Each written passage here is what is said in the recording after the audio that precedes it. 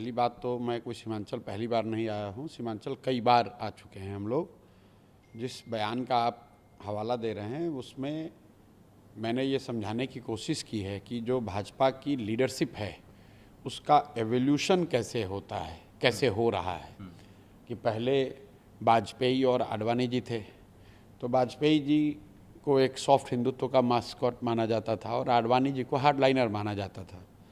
आज के तारीख में अगर आडवाणी जी और मोदी जी की तुलना करेंगे तो जो लोग जो आडवाणी जी को हार्डलाइनर मानते थे वो आज उनको सॉफ्ट मानेंगे मोदी जी के मुकाबले।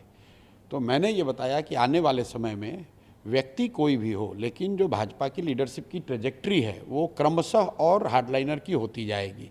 तो एक समय ऐसा आएगा 10 साल के बाद, जैसा आडवाणी जी के साथ हुआ है वैसा ही 10 साल के बाद, 15 साल के बाद एक ऐसा समय आएगा कि भाजपा की लीडरशिप ऐसे किसी हार्डलाइनर व्यक्ति के पास रहेगी जिसके सामने मोदी जी का हिंदुत्व जो है वो सॉफ्ट दिखेगा। ये बात मैंने कही। लोग ये कह रहे हैं कि आप योगी जी को रैडिकल कह रहे हैं, अभी कट्टर। नहीं, मैंने व्यक्ति का तो कोई बात ही नहीं करी है। ये सवाल कोई आज थोड़ी ना पूछा गया, हमसे 5 साल से पूछा जाता है कि भाजपा का आगे लीडर कौन होगा। तो मैं हमेशा कहता हूँ कि कौन व्यक्ति होगा ये पता नहीं है, लेकिन जो भी होगा वो आज के लीडरशिप से ज़्यादा हार्डलाइनर होगा।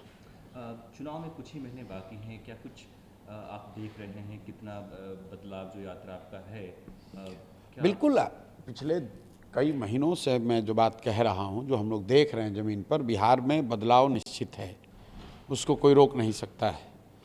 60% से ज़्यादा लोग, चाहे वो किसी जाति के हों, धर्म के हों, वर्ग के हों, किसी दल के समर्थक हों, बदलाव हर व्यक्ति चाहता है। लालू नीति से छुटकारा चाहता है। 30-35 साल से जो व्यवस्था चली आ रही है, लोग उससे आगे बढ़कर एक ऐसी व्यवस्था चाहते हैं जिसमें जाति, धर्म, नाली गली, 5 किलो अनाज से ऊपर उठकर यहाँ बिहार में भी शिक्षा, रोजगार की बात हो, पलायन रोकने की बात हो, तो वो स्पष्ट है। अब अगले 1-1.5 महीनों में चुनाव तक जनता को इतना ही निर्णय लेना है कि जब वो बदलाव करने जा रहे हैं तो बदलाव के उनके पास 2 विकल्प हैं। या तो 15-18 साल यहाँ पर शासन करने वाली कट्टा और जंगल राज वाली पार्टी राजद को वापस से मौका दें, या बिहार के 1 करोड़ लोगों ने मिलकर जो नई व्यवस्था बनाई है जनसुराज, उस पर दाव लगाएं।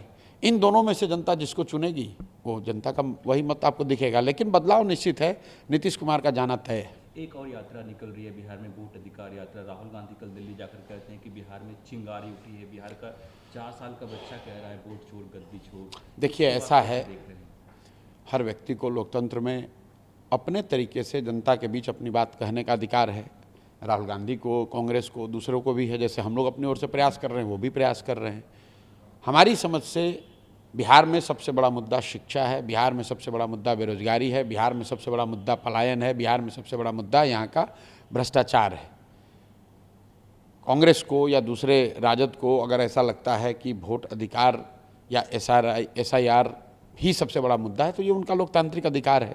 हर पार्टी को, जैसे भाजपा वालों को आज भी लालू का जंगल राज ही मुद्दा दिख रहा है, तो हर पार्टी को ये अधिकार है, वो अपना कहना चाहते हैं वो कर सकते हैं। कल संसद में मिनिस्टर्स क्रिमिनल बिल लाया गया जो JPC में चला गया है। देखिए, बिल कल लाया गया है, उसको ऑलरेडी स्टैंडिंग कमेटी JPC में, स्टैंडिंग कमेटी में शायद भेजा गया है, मैंने देखा नहीं है। बिल के जो प्रावधान हैं उसके पीछे अगर नियत को आप हटा दें, अगर गलत नियत कोई न हो तो प्रावधान बिल्कुल ठीक है।